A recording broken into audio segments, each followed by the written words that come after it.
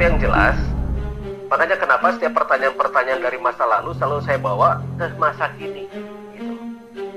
Filosofi apa yang bisa kita dapatkan dari masa lalu itu agar kita bisa lebih bermanfaat pada masa ini, masa kini, lalu kita berbuat sesuatu pada masa ini, hari ini, dan detik ini.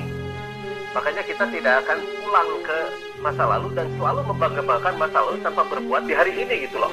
Ya, betul. Kan sekarang kebanyakan orang begitu ya. Ya, susah move on ya, Bang. Iya.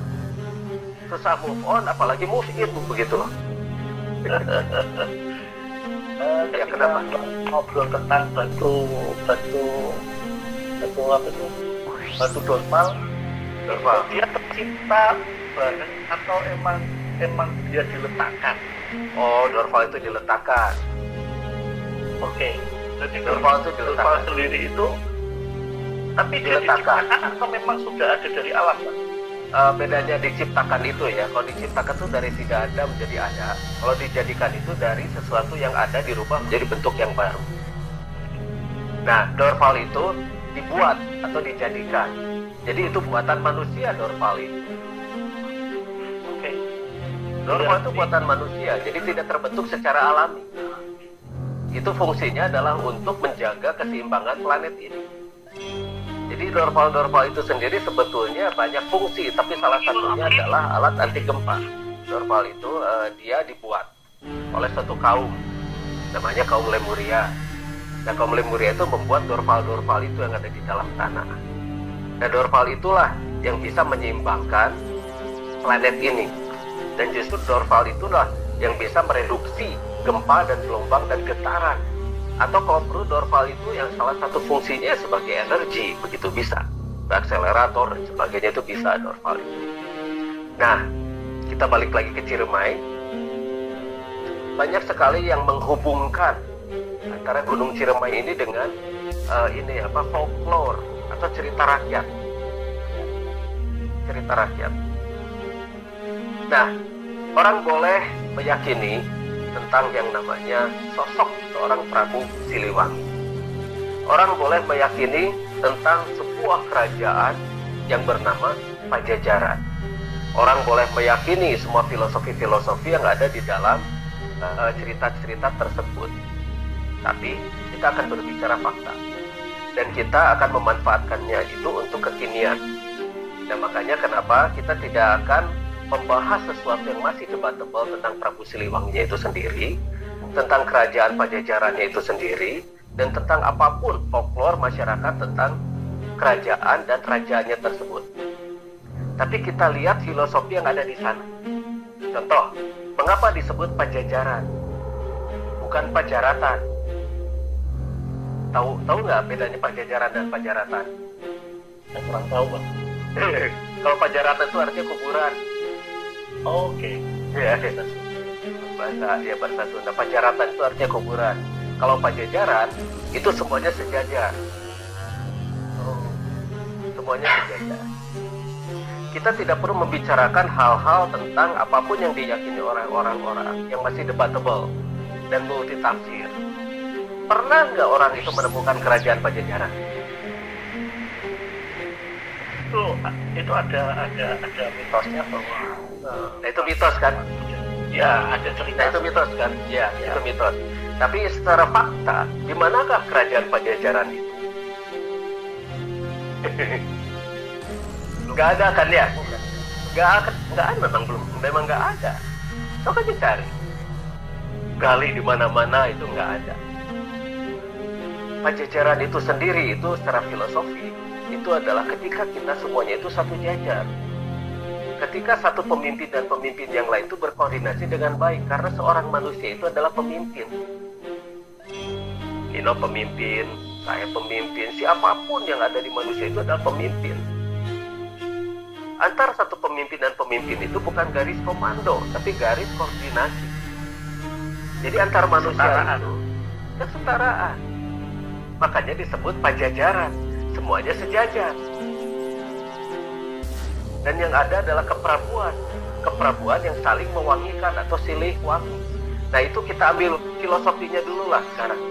Karena kalau misalnya kita berbicara tentang raja-rajanya dan sebagainya, itu apapun itu masih debatable.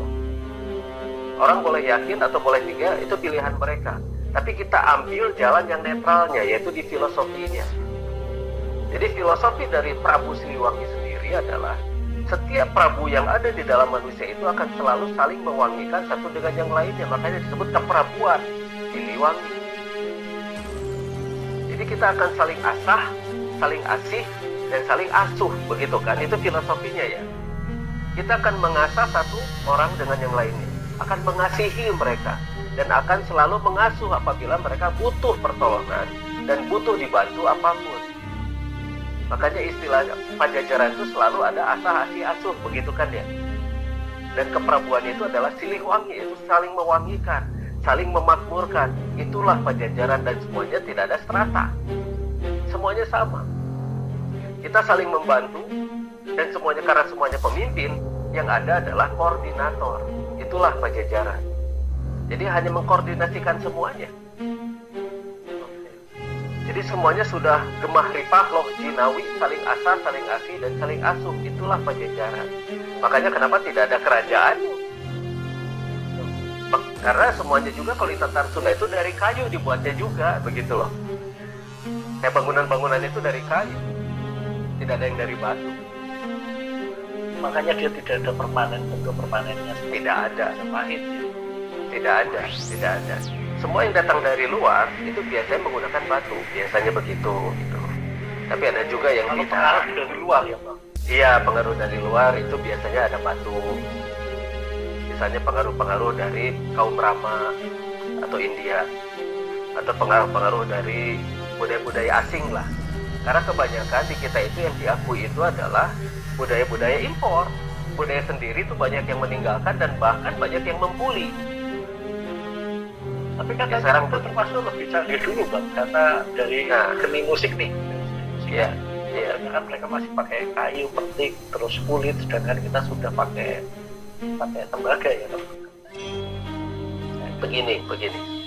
Dulu itu ada yang namanya alat-alat musik yang memang punah sih. Alat musik yang dari kaum Lemurian itu sengaja dihilangkan dan kemudian dirubah menjadi bentuk yang seperti harpa gitu atau harp. Tapi harp itu bukan senjata ya, tapi harpa.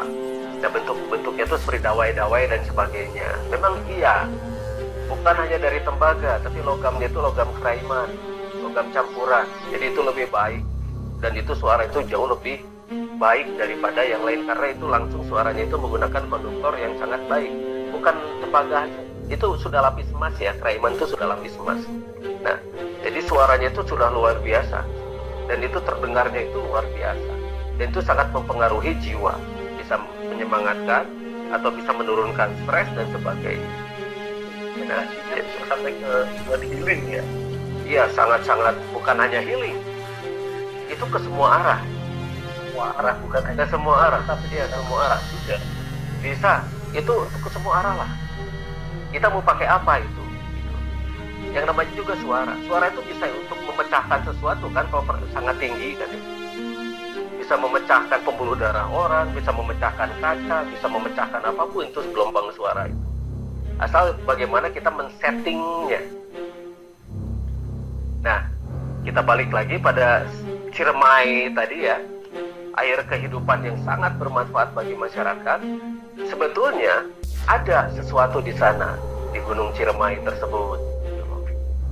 Banyak sekali kan peninggalan-peninggalan di sana ya.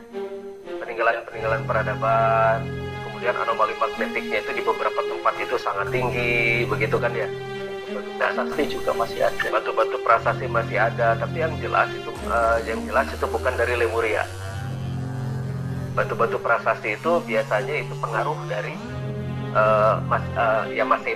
Masehi lah, itu rata-rata di Masehi dibuatnya. Meskipun karena sudah lama itu dia terlihat sangat tua.